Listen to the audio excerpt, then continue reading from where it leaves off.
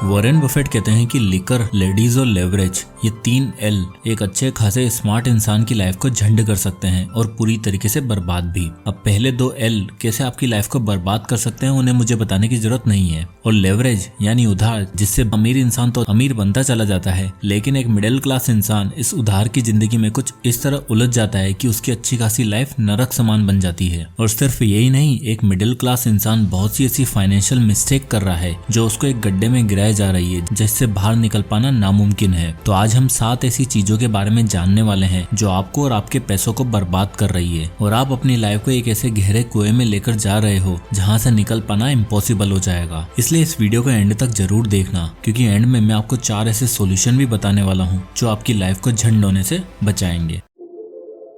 Mistake number 1, brand name. एक report के according India most brand conscious countries की list में आने लग गई है। मतलब यहाँ लोगों को लगने लगा है कि ब्रांडेड प्रोडक्ट और ब्रांडेड आइटम कैरी करने से हम रिच और सक्सेसफुल नजर आएंगे। मैंने हाल ही में ऐसे लोगों को देखा है जो बढ़िया सा ब्रांड का सूट पहनकर, हाथ में 1.5 लाख का फोन लेकर, महंगी घड़ी पहनकर एक ऐसी जॉब पर जा रहे हैं जिसका एनुअल पैकेज 3.5 लाख का है। बताओ क्या वो रिच है क्या? नहीं। और क्या आपने कभी Ratan Tata sir, Warren Buffett को कभी फैंसी कपड़ों में पहने हुए देखा है क्या? कभी नहीं देखा होगा। जबकि एक मिडिल क्लास इंसान इसका बिल्कुल उल्टा करता है। ब्रांड के पीछे भागेंगे भले ही जेब में फूटी कोड़ी ना हो। वेल्थ बनाने से पहले वेल्थी दिखना चाहते हैं और वेल्थी दिखने के लिए इन्हें सबसे इम्पोर्टेंट चीज लगती है घर। घर होगा तो लोग अमीर समझेंगे और इसी चक्कर में कर बैठते हैं दूसरी गलती। Mistake number 2, buying a house. अब क्या है ना, रिच और पुअर में घर को लेकर बड़ा अलग नजरिया होता है। एक रिच माइंडसेट वाला इंसान कभी भी अपने करियर की शुरुआत में घर नहीं खरीदता, बल्कि वो पहले रेंट पर रहता है और अपने लिए अच्छा खासा अमाउंट सेव करता है, जिससे फ्यूचर में उसको घर खरीदने में ज्यादा लोन का सहारा ना लेना पड़े। वहीं हमारा मिडिल क्लास बंधु,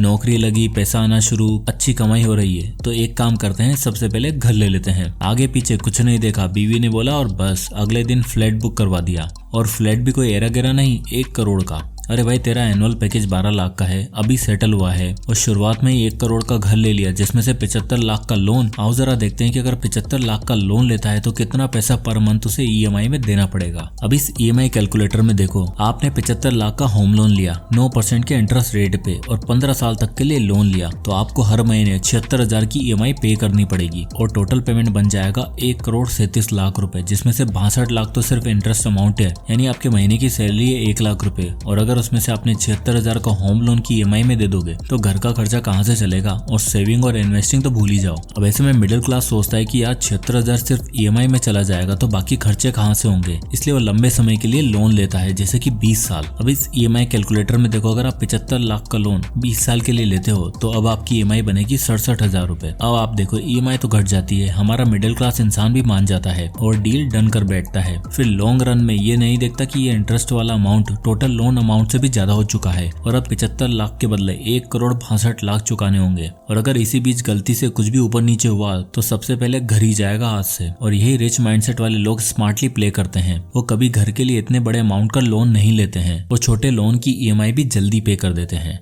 अब आती है मिस्टेक नंबर 3, बाइंग ए ब्रांड न्यू कार। चलो घर तो फिर भी ठीक है, एक बड़ा खर्चा हो गया। जो चीज एक मिडिल क्लास इंसान को सबसे ज्यादा अट्रैक्ट करती है वो है ड्रीम कार। दोस्तों, क्या आप सब जानते हैं वॉरेन बफेट को अपना पहला मिलियन कमाने में 30 साल लग गए और पहला बिलियन कमाने में 50 साल। अमेजिंग फैक्ट तो ये है कि उन 50 सालों में वॉरेन बफेट एक सेकंड हैंड कार चलाते थे, वो भी खुद ड्राइव करते थे, और फोन के नाम पर उनके पास एक कीपैड वाला फ्लिप फोन था। पर आज की डेट में मिलियन, अरे भाई, किसी की 50,000 रुपए महीना नौकरी लग जाए तो अपने आप को राजा समझने लगता है कि बस अब ऑफिस जाएंगे तो अपनी गाड़ी से। आओ आपको एक ऐसे मनुष्य का एग्जांपल देता हूँ। इनसे मिलते हैं मिस्टर दुग्गल। अब इन्हें भी नई नई गाड़ी का शौक चढ़ा था और गाड़ी कोई ऐसी वैसी नहीं बल्कि महंगी वाली 10 लाख की। अब भाई इन्हें लगा महीने का 50,000 कमा रहा हूँ तो 10 लाख की कार तो डिजर्व करता ही हूँ, तो उन्होंने 10 लाख की कार एक EMI पर ले ली। अब आप यहाँ देख सकते हो कि मिस्टर दुग्गल ने 10 लाख का कार लोन लिया है 8.5% के रेट ऑफ इंटरेस्ट पे और EMI बनवाई 5 साल की, तो उन्हें मंथली 20,571 रुपए की EMI देनी पड़ेगी। यानी 20,000 रुपए हर महीने एक चीज के लिए जा रहा है जिसकी वैल्यू बढ़ने की जगह घट रही है। प्लस में फ्यूल, मेंटेनेंस और सर्विस मिला के 30,000 रुपए सिर्फ गाड़ी में लग जाते हैं। अब सोचो, यही 30,000 रुपए अगर दुग्गल साहब ने इंडेक्स फंड में इन्वेस्ट किया होता, जैसे इस कैलकुलेटर में देखो, अगर वो 30,000 रुपए महीने की इन्वेस्टमेंट 12% के रिटर्न पे 5 साल तक करते हैं तो उसकी टोटल वैल्यू हो जाएगी 24,74,000 रुपए। और इन 24 लाख में से 10 लाख की गाड़ी भी आ जाती और 14 लाख एक्स्ट्रा बच भी जाते जिन्हें वो वापस इन्वेस्ट कर सकते थे। पर अफसोस दुग्गल साहब तो कम स्मार्ट निकले। पर हम पुअर और मिडिल क्लास लोगों की गलतियों का कोई ठिकाना ही नहीं होता। जिनके पास घर गाड़ी नहीं होती उनके पास होती है लॉयल्टी। लॉयल्टी नहीं समझे, आओ समझाता हूँ। अब आती है mistake number 4, don't be A loyal customer. Next common mistake है बीइंग लॉयल। अरे नहीं, अपने पार्टनर से नहीं बल्कि अपने ब्रांड और अपने OTT सब्सक्रिप्शन से। एक रिपोर्ट के अकॉर्डिंग इंडिया में टोटल 424 मिलियन OTT यूजर हैं, जिसमें से 119 मिलियन पेड यूजर हैं। देखो यार, मैं समझता हूँ एंटरटेनमेंट एक्साइटमेंट सब जरूरी है, पर जरा एक बार ठीक से चेक करो कि लास्ट ईयर आपने OTT प्लेटफॉर्म के सब्सक्रिप्शन के लिए कितना पैसा लगाया और कितना सही से यूज किया। चलो OTT छोड़ो, कितने सारे ही ऐसे लोग होंगे जिन्होंने साल भर की जिम मेंबरशिप ले ली होगी और मुश्किल से 4 महीने भी नहीं गए होंगे। अरे भाई, जब 4 महीने ही जाना था तो 1 महीने का ही सब्सक्रिप्शन ले लेते, फ्री फंड में 8,000 देकर आ गए। नेटफ्लिक्स का मंथली सब्सक्रिप्शन लेंगे पर भले ही उस पर एक भी शो ना देखें, पर लॉयल्टी पूरी निभाएंगे। और फिर क्या होता है, कुछ सब्सक्रिप्शन मॉडल तो ऐसे होते हैं जिन्हें आप कैंसिल करने के लिए जाओगे तो आपको ढूंढने पर भी कैंसिल का बटन नहीं मिलेगा और आप थक हार कर सोचोगे कि छोड़ो यार बाद में देखेंगे। और कहीं ना कहीं ये सोचकर हम रुक जाते हैं कि यार बस 100-200 रुपए की बात तो है, क्या ही कैंसिल करना। पर आप देखो, क्या उससे आपको कोई वैल्यू मिल रही है? रिच माइंडसेट वाला इंसान ऐसे अननेसेसरी खर्चे तुरंत कट आउट कर देता है, बजटिंग करता है, देखता है उसका पैसा कहाँ पर वेस्ट हो रहा है, भले ही 100 हो या फिर 50। क्योंकि एक आदमी आज जो 100-50 नहीं मैनेज कर पा रहा, वो फ्यूचर में लाखों और करोड़ों रुपए क्या ही मैनेज करेगा। पर नहीं, हमें पैसा नहीं बचाना, हमें तो अमीर दिखना है, सारी फैसिलिटीज चाहिए और इसी चक्कर में हम करते हैं अगली गलती। Mistake number 5, impulse buying. Impulse buying का मतलब है जब आप बिना किसी प्लानिंग के कोई सामान परचेस कर लेते हो और अनवांटेड खर्चा कर बैठते हो। और मिडिल क्लास और पुअर मेंटेलिटी वाले लोगों में अक्सर ये चीज पाई जाती है। इसका सबसे बड़ा रीजन है हम लोगों की डिजायर्स और इमीडिएट ग्रेटिफिकेशन। दरअसल हमें जल्द से जल्द सोसाइटी का वैलिडेशन चाहिए, जो सामने वाला कर रहा है या खरीद रहा है वो हमें भी चाहिए, वरना हमें फोमो होने लगता है। और इसका पूरा फायदा उठाती है मार्केटिंग और एडवर्टाइजिंग कंपनियां। वो जानबूझकर आपको ऐसी डील्स और ऐसे डिस्काउंट ऑफर करते हैं जिससे आप न चाहते हुए भी हर वो चीज खरीदते हो। इससे मिलिए, ये है सीमा। इसने रिसेंटली अभी एक पपी अडॉप्ट किया, लेब्राडोर, जो 55,000 का था। और साथ में कंपनी वालों ने सीमा को बताया कि इसके साथ आपको एक हॉट वाटर टब भी मिलेगा जो कि 15,000 रुपए का है। पर अगर आप कंबाइंड डील ले लेते हो तो आपको सिर्फ 62,000 रुपए ही पे करने होंगे। सीमा ने सोचा 70,000 के बदले 62,000 में डील मिल रही है तो ले लेती हूँ। अब वो डॉग को घर तो ले आई, लेकिन उस टब को रखने की उसके पास कोई जगह नहीं मिली। जैसे तैसे जगह बनाई, बट वो टब कभी यूज में नहीं आया। उनका डॉग उसमें नहाता ही नहीं था। यानी सीमा ने 7,000 वेस्ट कर दिए, इसलिए क्योंकि डील अच्छी मिल रही थी। और सिर्फ सीमा ही नहीं, मैंने ऐसे बहुतों को देखा है, पूरा वार्डरोब भरा हुआ है, फिर भी सेल में कपड़े मंगा लेंगे। अब आती है mistake number 6, excess spendings on food. अगली और सबसे कॉमन मिस्टेक है too much spending on food.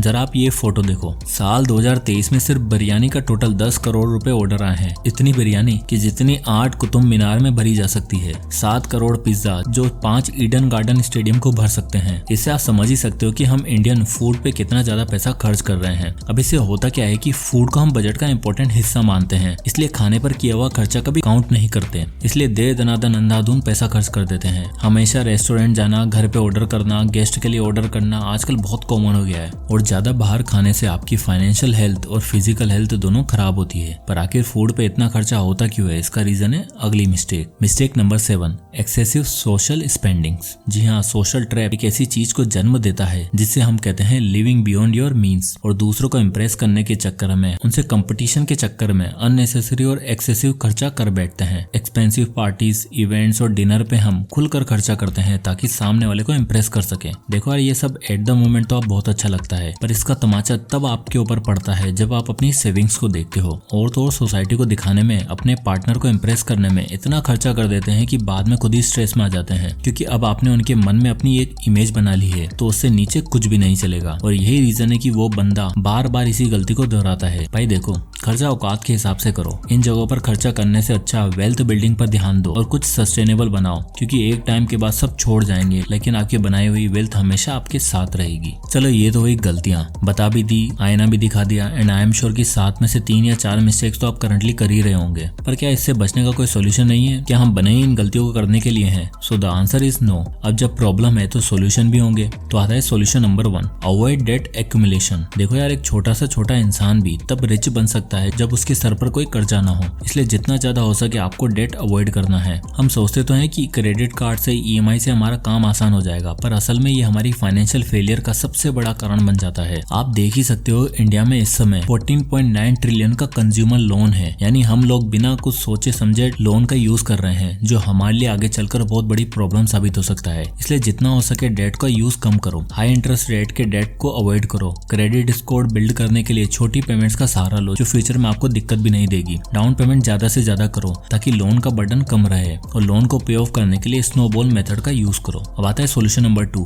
Create a budget. देखो, आमतौर पर हर फाइनेंशियल मिस्टेक्स का सबसे बड़ा रीजन होता है लैक ऑफ बजटिंग। आप देख सकते हो कि इंडिया में 69% house hold finance related issue face करते हैं, जिसका सबसे बड़ा रीजन है बजटिंग ना करना, और यही सबसे बड़ा रीजन है इन 69% लोगों का ट्रैप्ड रहने का। बजट आपको बताता है कि आपने अपनी मंथली इनकम किस किस जगह पर स्पेंड करी है, कौन से खर्चे जरूरी थे कौन से नहीं। इसलिए बहुत सारे एप्स भी बने हैं जो आपके सारे एक्सपेंसेस को ट्रैक करते हैं और आपको बताते हैं कि आपका कौन सा अननेसेसरी खर्चा हुआ है जिससे आप नेक्स्ट मंथ इग्नोर कर सकते हो। अब आता है solution number 3, use 20-80 rule for investment. Next है 20-80 रूल, जिसमें आप अपनी मंथली इनकम का 20% सेव और इन्वेस्ट करोगे एंड रेस्ट 80% को रखोगे बाकी खर्चों के लिए। क्या है ना, हमारा खर्चा ज्यादा तब हो जाता है जब हमारे पास ज्यादा पैसा रहता है। इसलिए अगर आप अपनी इनकम आते हुए 20% इन्वेस्ट कर दोगे तो आपके 2 फायदे होंगे। सबसे पहले आप गिल्ट फ्री स्पेंडिंग कर पाओगे, लिमिटेड खर्चा करोगे और फ्यूचर के लिए भी कंट्रीब्यूट कर पाओगे। फॉर एग्जाम्पल, आपकी मंथली इनकम है 30,000 और आपको महीने के एंड में सैलरी मिलती है, तो आप नेक्स्ट मंथ की 2 तारीख की डेट को फिक्स कर सकते हो और 20% यानी कि 6,000 रुपए कहीं पर भी इन्वेस्ट कर सकते हो। और जब बचेंगे 24,000 रुपए तो ये OTT और ऑनलाइन फूड जैसी जगहों पर आप लिमिटेड खर्चा करोगे। एंड ट्रस्ट मी, ये सोल्यूशन आपकी फाइनेंशियल जर्नी को बहुत आसान बना देगा। बात है solution number 4, build a strong financial plan. एक स्ट्रॉन्ग फाइनेंशियल प्लान वही होता है जो ज्यादा एसेट ड्रिवन हो, यानी अपनी लाइफ और अपने फाइनेंस को सिक्योर करने के लिए जो सबसे इंपॉर्टेंट चीज आपको करनी है वो है focus on building assets not liabilities. Luxury car, dream house आपके प्लान का पार्ट होना चाहिए, पर आपके अर्ली एज में नहीं। अर्ली एज में आपको वेल्थ बिल्डिंग पर ध्यान देना है। जैसे मैंने आपको एग्जांपल में भी बताया कि अगर मिस्टर दुग्गल उन 30,000 रुपए को इन्वेस्ट करते तो उनके पास इतना पैसा जमा हो जाता जो उन्हें एक स्टेबल और एक सिक्योर फाइनेंशियल फ्यूचर दे सकता था। तो एट लास्ट जितना हो सके इन फाइनेंशियल मिस्टेक्स को अवॉइड करो, बजट बनाओ, 20-80 रूल का प्रिंसिपल यूज करो और फाइनेंशियल प्लान बनाते समय ये जरूर ध्यान देना कि उसमें डेट कम से कम हो, क्योंकि इस दुनिया में कुछ भी फ्री नहीं है। और अगर आपको इजिली लोन मिल रहा है तो समझो it's costing you your whole financial